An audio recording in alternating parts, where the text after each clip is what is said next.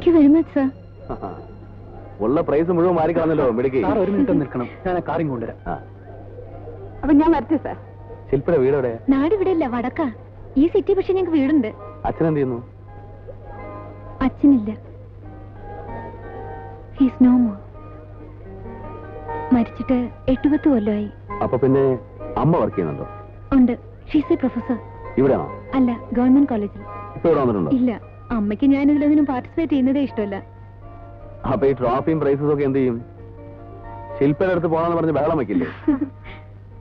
അമ്മ എന്തോ പറഞ്ഞോട്ടെ, എല്ലാവർക്കും ദൈവം ഇങ്ങനെ ഒരുപാട് കഴിവുകൾ വാരിക്കോരി കൊടുക്കാറില്ല. കുട്ടിക്ക് അത് തന്നിട്ടുണ്ട്. കിട്ടിയ സ്ഥിതിക്ക് അത് നല്ല രീതിയിൽ ഡെവലപ്പ് ചെയ്ത് കൊണ്ടുവരാൻ സാധിക്കണം. ശ്രമിക്കുന്നുണ്ട്. I am trying my level best. You must. ശില്പയുടെ വീട്ടിൽ പോയി നോക്കണം, ഒരു ഷെൽഫ് നിറയെ ട്രോഫികളാണ്. ഒരു വിധത്തിൽ കാർ ഇങ്ങോട്ട് കൊണ്ടുവന്നിട്ടുണ്ട്. ഇനി അവിടെ തിരക്കൂടുന്നതിന് മുമ്പ് വല്ലപ്പോഴും ഒന്ന് ഫോൺ ചെയ്യുന്നോണ്ട് സാറിന് ബുദ്ധിമുട്ടാവോ?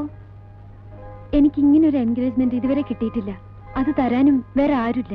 അതിനെന്താ വിളിച്ചോളൂ. Thank you sir. വിളിക്കാൻ എന്റെ ഫോൺ നമ്പർ കയ്യിലുണ്ടോ? 2 നമ്പറും ഉണ്ട്. അടുത്ത മാസം 21 വരെ ഷൂട്ടിംഗ് ഉണ്ടാവും. വിളിക്കുന്നതിന് അതിന് ശേഷം വിളിച്ചാൽ മതി.